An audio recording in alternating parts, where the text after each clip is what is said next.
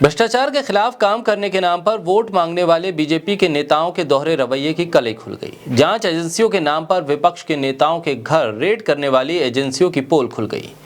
दूसरे दलों में भ्रष्टाचारी ढूंढने वाली बीजेपी को अपने नेता ना तो दिखाई देते हैं और ना ही उन पर लगे आरोप सुनाई देते हैं। नेता तो नेता, बीजेपी से जुड़े कारोबारी भी लाखों करोड़ों की हेराफेरी करने के बाद भी खुलेआम घूमते हैं। न तो सीबीआई, न ईडी, न इनकम टैक्स के अफसर इनके घरों पर छापेमारी के लिए जाते हैं। ये वही बीजेपी है जो चाल, चरित्र और चेहरे की दुहाई देती है, लेकिन जहां मौका मिलता है सरकार बनाने का, किसी भी करप्ट व्यक्ति के साथ मिलकर हाथ मिला लेती है, जश्न मना लेती है। कर्नाटक से आई खबर तो यही बताती है। बोलता हिंदुस्तान पर मैं हूं आपके साथ मिर्जा शाकिर अली बेग। नोटों की गड्डियों के साथ पकड़े गए बीजेपी विधायक के बेटे को अंतरिम जमानत मिल गई है। कर्नाटक हाईकोर्ट ने बीजेपी विधायक मंडल विरुक्षप्पा को 5 लाख रुपए के बॉन्ड पर अंतरिम जमानत दे दी। उन्हें 48 घंटे के भीतर लोकायुक्त के सामने पेश होने के लिए भी कह दिया गया। लोकायुक्त की एंटी करप्शन ब्रांच ने बीजेपी विधायक के बेटे प्रशांत मंडल को 40 लाख रुपए की रिश्वत के साथ गिरफ्तार किया था।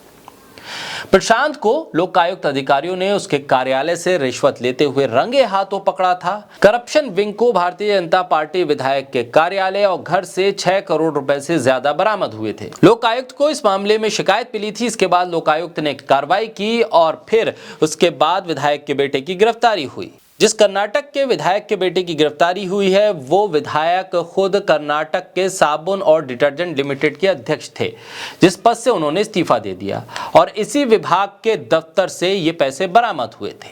अब ना खाऊंगा ना खाने दूंगा वाले कहां हैं? अब ये तो खुद भी खा रहे हैं और परिवार वाले भी ये साथ में मिलकर खा रहे हैं। ऐसे में सवाल ये उठता है कि आखिर प्रशासन किसके साथ है और शासन और प्रशासन में भ्रष्टाचार मुक्त माहौल देने की बात करने वाले नेता कहां हैं?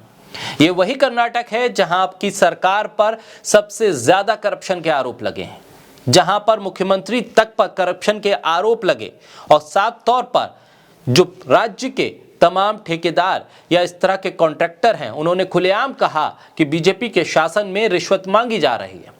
और ऐसे में जब बीजेपी के आला कमान तमाम तर चुनावी राजनीति में जाने से पहले, विधानसभा चुनाव से पहले कर्नाटक का दौरा करते हैं तो ये कहते हैं कि कर्नाटक को हम भ्रष्टाचार मुक्त कर देंगे। ऐसे में अब तक के शासन में क्या हुआ इसका जवाब नहीं मिलता है। लेकिन कमाल का शासन है, कमाल का न्याय है। खुलेआम कैश पकड़ा जाता है, 1, 2 नहीं 6 करोड़ पकड़े जाने के बाद भी कितनी आसानी से सब मैनेज हो गया। जमानत भी मिल गई और स्वागत का वीडियो भी आ गया। वीडियो स्वागत का बता रहा है कि नेता के करप्ट होने पर जनता को कोई फर्क नहीं पड़ता है। लाखों करोड़ों डकारने वाले, रिश्वत लेने वाले नेता के लिए भी आतिशबाजी होती है, जुलूस निकाले जाते हैं। क्या यही है बीजेपी की सियासत? क्या यही है गवर्नेंस का मॉडल? क्या यही है कर्नाटक में बीजेपी के राज का राज? जिस देश में बलात्कारियों से लेकर मॉब लिंचिंग करने वालों को माला पहनाने से लेकर विजय जुलूस निकालने वालों तक में बीजेपी के नेता शामिल हों, उस दल के नेताओं पर अगर करप्शन का आरोप लगे, रंगे हाथ नोट लेते हुए पकड़े जाएं और फिर शौर्य जुलूस ना निकालें तो कैसे हो सकता है? उससे बड़ा गंभीर सवाल तो जांच एजेंसियों पर है कि आखिर सीबीआई से लेकर ईडी तक कहां है और क्या कर रही है। क्या बीजेपी के साथ नेता का नाम जुड़ा है इसलिए उनको छूट मिल जाती है, या ये मामला उनको करप्शन का नजर नहीं आता है? क्या 6 करोड़ रुपए का इस तरह से पैसा पकड़ा जाना तमाम जांच एजेंसियों के लिए बड़ा सवाल नहीं है?